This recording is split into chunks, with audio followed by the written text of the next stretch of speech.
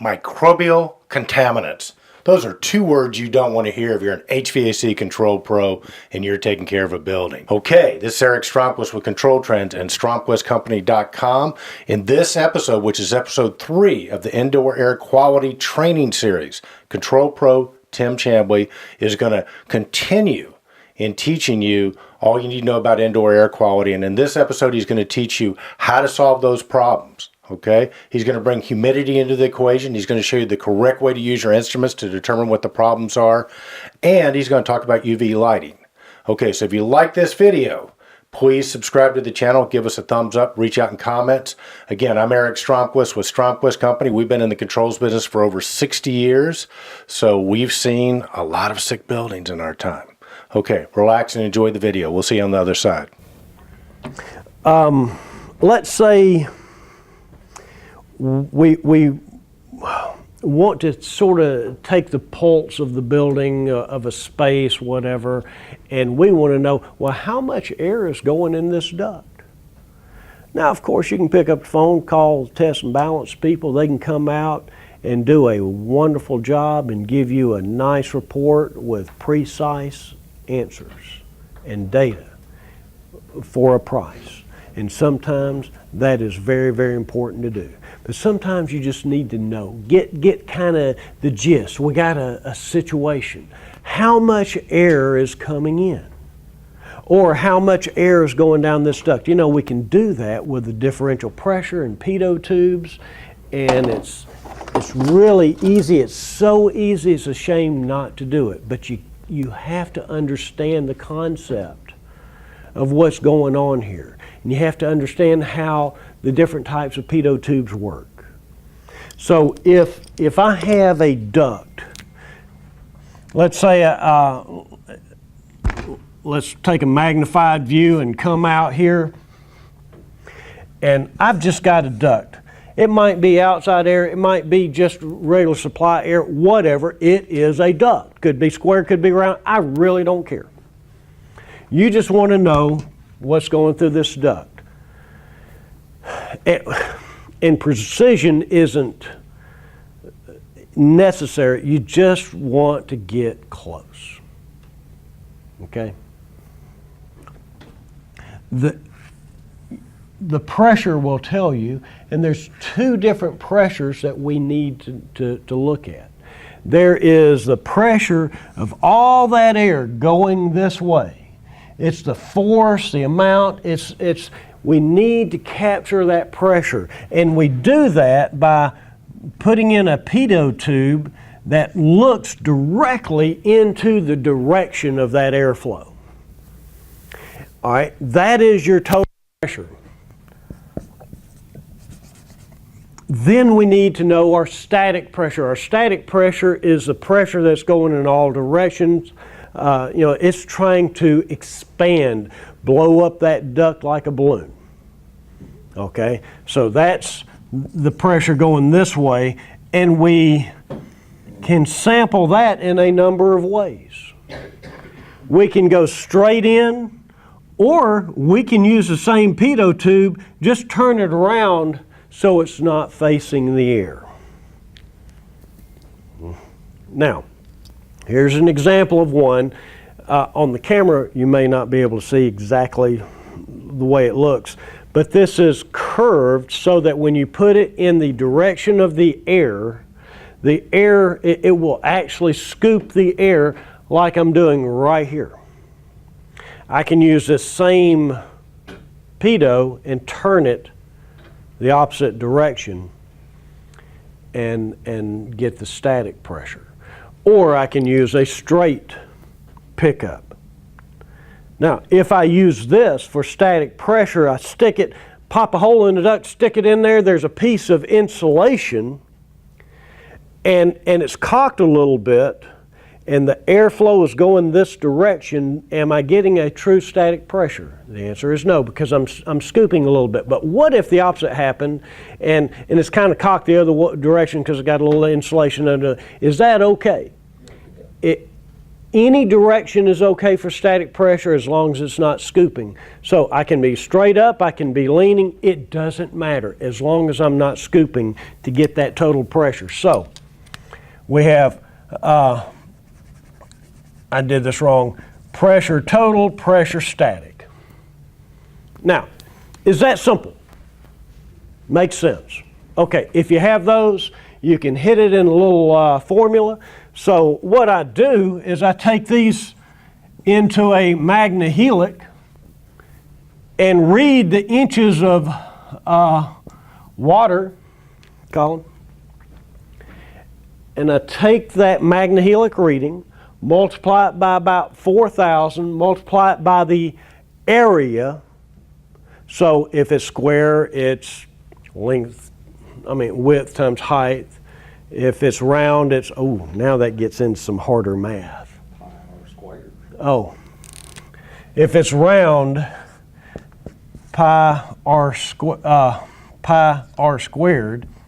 I thought pi was round. I thought cornbread are squared, but in this case, pi r squared. Okay, work the math, and that will tell you your flow. And what's even easier is you can go on the Dwyer website and print out a little sheet that will do the math for you. Isn't that nice? So I'm just trying to explain to you, this is easy. If it's easy, why not do it? So I've shown you a couple of things with math. If you will make math your friend. Now I know when you're sitting in algebra class, oh my goodness, Miss Jones, as soon as I get out of here, I will not think about this ever again for the rest of my life. Did y'all think that? If you'll make math your friend, you can do your job better. Fair enough. Oh.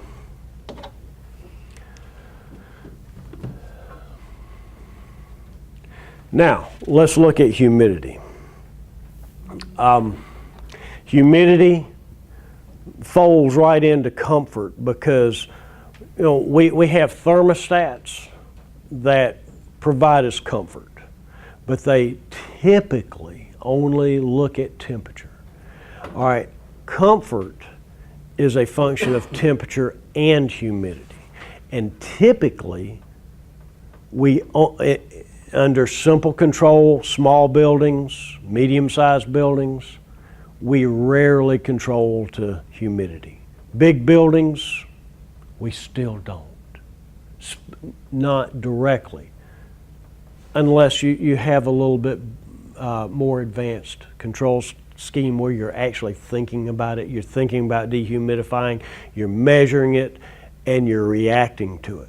But typically, we control the temperature and the humidity follows. Okay, but if the temperature is right and the humidity is high, you are not comfortable. All right. Another thing, microbial contamination. Remember we were talking about building ventilation. I said we'll be talking about that. Actually, I am going to infuse that into the whole topic. For the rest of our time, building pressurization is so important. If we look back at our building here, we're bringing outside air in here. Where are we losing our air? Without even trying. We've got our toilet exhaust fan.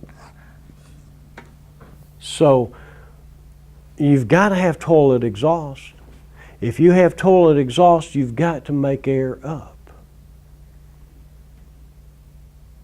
If you don't, you get these dampers and you close them down. Why'd you close them down? Well, because the property manager called you and said, we got a lot of cold calls. And maybe you've got a little issue when it's real cold outside. If it's 20 degrees outside, and in Atlanta, it'll actually hit 20 degrees. It'll be 70 degrees the next day, but we have brutal winters. They last 2 and 3 days in a row sometimes. But on those days, sometimes bringing in that real cold air, we don't have enough capacity to warm that air and everything else. I wonder why. Well, energy, it's a big deal, isn't it? What's one of the first things you do to save energy in a building? What's one of the first retrofits you do in a building? Lighting. So you take your 4 light fixture and you do whatever, get them down to T5s or do the reflectors. There's a number of directions you can do to reduce your lighting load, and all of a sudden all those watts go away. Now you're not paying for those watts, which really helps your power bill, but you know what? When that engineer designed that building, he, in his heat load calculation, included those watts, and you just took those watts away. So now you have a hard time at peak conditions, when it's so cold. You don't have enough BTUs.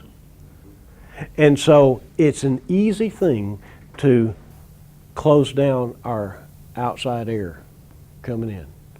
Takes a little pressure off this thing. I mean, some people, I've seen electric heaters just wheeled in these mechanical rooms. You've seen that too, haven't you? Yeah. So, yes, there's problems with both. But sometimes we react. All right, now the problem is we don't go back and open it up or stick the control back on. Yeah.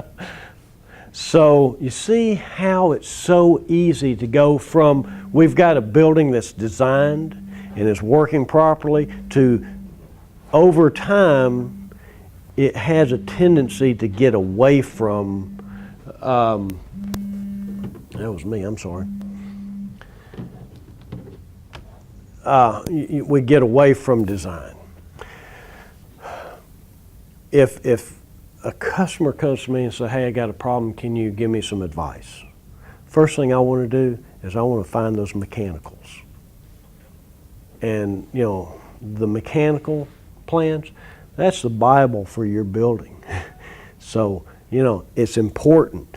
What I love is when I say, can I see your mechanicals? And you say, yeah, right here. And just go right to it. I have been in situations that, can I see your mechanicals? They say, oh yeah, see that pile of rolled up plans? And there'll be like this small mountain. It's in there somewhere. I've dug through plans for 2 hours. And then didn't find them. Y'all have been there, haven't you? Those mechanical plans are very important. Find them. Have them up to date, have your as-built up to date, and have them where you can access them. All right. Building pressure, if you've got a negative building pressure, and we're talking about closing these dampers, but yet our toilet exhaust still is pulling a lot of air out, so what are we doing? We're pulling our building into a negative pressure relative to the outside. What happens then? All that humidity from the outside is infiltrating our walls and causing a problem. We can also, you get a little bit of buildup, whether it's dirt or microbes, and a lot of the buildup on our coils is biological. Can have a tremendous impact on the efficiency of that coil, whether it's DX or chill water. And it's kind of important to have our condensates piped properly. I'll show you specifically what I'm talking about in a minute. So this is a graphic picture, showing kind of how moisture enters the building. And here's what I'm talking about, the condensate. Now, if you walk a building, your average building, you will find improperly trapped condensate drains. That is a problem. All right, so to know how to properly trap, you've got this information, there's dimensions, height and width, but look, just, without memorizing, well, we want to make sure that you've got this plus safety factor of 2 inches or whatever. Okay, just look and see what looks reasonable and see why. All right, here, this is a blow-through system. So where our condensate pan is positively pressured. So it's trying to blow out here. So if you are draining water and you don't have a proper trap, this pressure, air pressure, is going out with your water. Okay, not good. Not terrible, but it's really not good.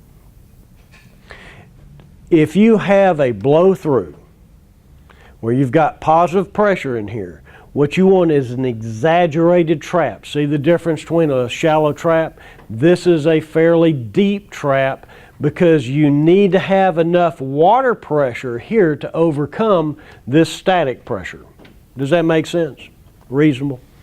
All right, how about draw-through? Because in a commercial air handling situation, that's, I see that more than blow-through. Draw-through, here's the problem if you have an improperly trapped drain. This is negative pressure. So what's happening? You're trying to suck air through that condensate pipe, right? And as you do, you are trying to drain at the same time you're sucking air through there. And what happens is you get a gurgling and a splashing, and what happens is you can aerosol, get that water up in the air, and it blows down the ducts.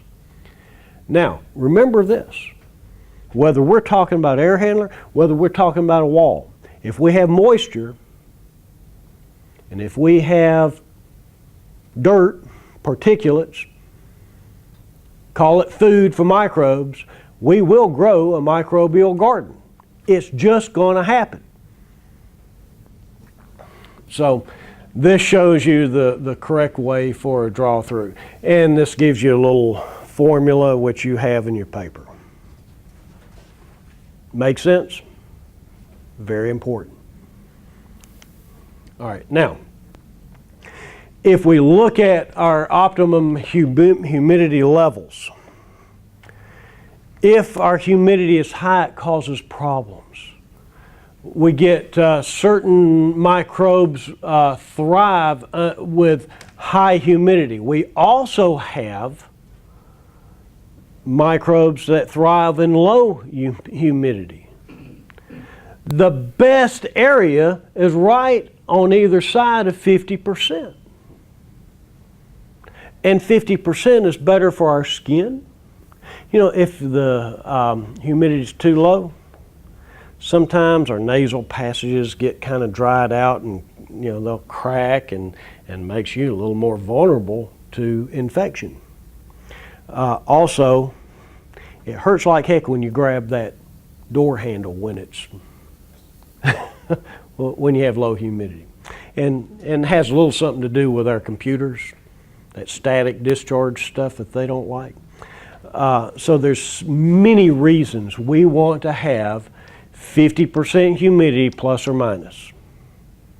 That's optimal range. How do you feel about UV lights? Good question. UV. And for everybody, the question is, how do I feel about UV? UV is wonderful. You can sterilize air. You can even sterilize water. There's some people that actually have UV filtration on cooling towers. That's not real popular around Atlanta that I have seen, but there are places where that's becoming a little more accepted. Now, I've got a personal experience about why I believe so much in UV, the effectiveness of the sterilizing power of UV. I have and have had for longer than I can hardly remember a saltwater aquarium. You know, anybody ever mess with saltwater aquariums? They're expensive. But I love them. The fish, you know, freshwater fish, you go to Walmart, you know, $1, $2, you get a fish. Saltwater fish, $60, $100. So, you know, you got a freshwater tank over here, fish belly up, you can just scoop him out, flush him. You go over to a saltwater tank, you see a fish belly up, and you say, holy crap, I spent $60 on that thing. A cheap fish is $30. All right, where am I going? Am I rambling? No. I've had fish and invertebrates. Invertebrates, you cannot put medicine in the tank. And then there's something that's called IC. You know, there's a better name for it, but it's commonly called IC.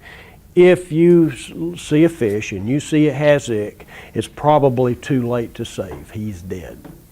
And again, that might be a $100 fish. And I've tried many things. I went home from work, I saw a fish, it was getting ick, and flame angel, expensive.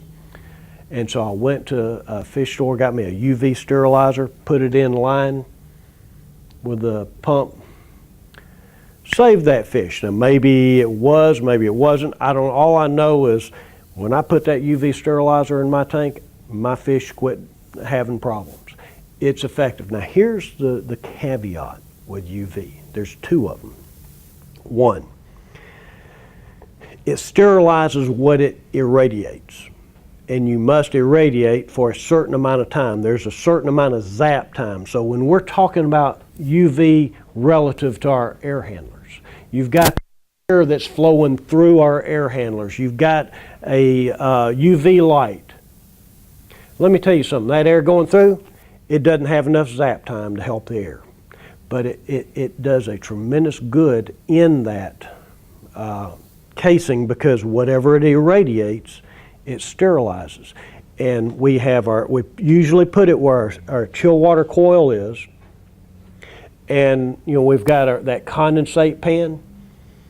Those are great breeding grounds for microbes. If you have a UV light in there, it will keep that clean. Now, it only cleans what it irradiates. That's logic, right? If the light can't penetrate it, it can't sterilize it.